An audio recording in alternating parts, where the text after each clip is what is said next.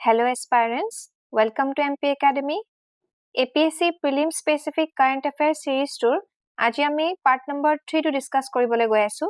Jehetu ami questions or through the current affairs discussion kori asu.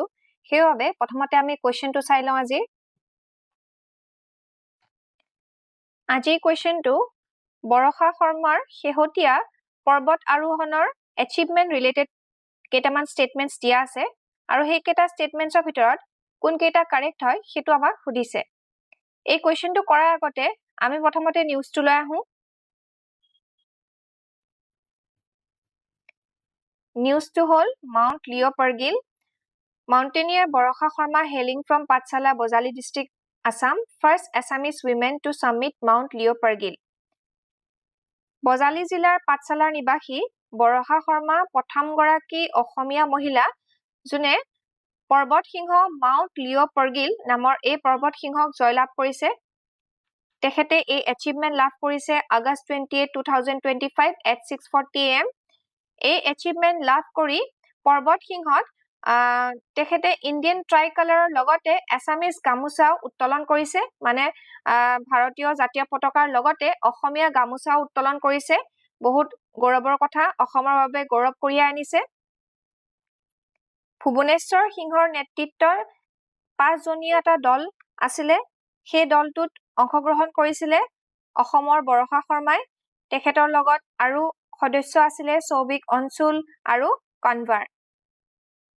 তেখেত একমাত্ৰ মহিলা আছিল আৰু একমাত্ৰ অসমৰ প্ৰতিনিধিও আছিল Barkha Sharma was the only woman and the sole representative from Assam in the team মানে সেই দলটোত তেখেত একমাত্ৰ মহিলাৰ লগতে একমাত্ৰ অসমৰ প্ৰতিনিধি আছিল তেওঁলোকে এই যাত্ৰা কৰিছিল Alpine style expedition Alpine style মানে কি হয় carrying their own equipment and supplies without external support মানে তেওঁলোকে এই যাত্ৰা যে কৰিছিল এই অভিযান তেওঁলোকে নিজৰ যন্ত্ৰপাতি আৰু যোগান নিজে বহন কৰি কৰিছিল কোনো ধৰণৰ এক্সটাৰ্নেল সাপোৰ্ট বা হেল্প নাছিল তেওঁলোকৰ এই অভিযান ষ্টাৰ্ট কৰিছিল ফ্ৰম নাকো হিমাচল প্ৰদেশ আৰু বৰখা শৰ্মাই এই এচিভমেন্টটো লাভ কৰাৰ মাথু এমা আগতে আৰু এটা তেখেতে এচিভমেন্ট লাভ কৰিছিল সি স্কেলড মাউন্ট শিংকুন ইষ্ট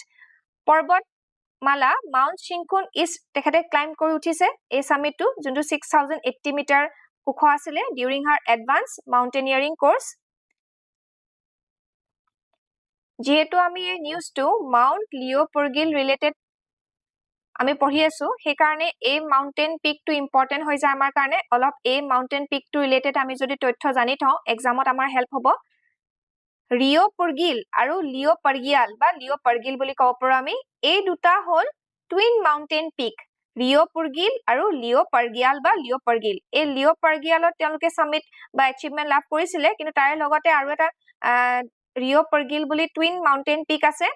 ৰিও পাৰগিয়ালটো বেছি উখ হয় 6816 মিটাৰ আৰু লিও পাৰগিয়াল বা লিও পাৰগিলটো 6791 মিটাৰ হয় আৰু twin mountain peak located at the southern end of the Zanskar range যেহেতু আমি জানো যে মেইন তিনিটা হিমালয়ৰ ওপৰত আমাৰ ট্ৰান্স হিমালয়াছ আমি পাও ট্ৰান্স হিমালয়াছ আমি পঢ়িছো ইন্ডিয়ান জিওগ্ৰাফিত কৰাকৰাম লাডাখ আৰু ঝাস্কাৰৰ সাউদাৰ্ণ এন্ডত আমি এই দুটা মাউন্টেন পিক পাও টুইন মাউন্টেন পিক তাৰে এটা পিকত লিও পাৰগিলত তেওঁলোকে এই অভিযান কৰিছিল আৰু এচিভমেন্ট লাভ কৰিছে পজিশন অন দা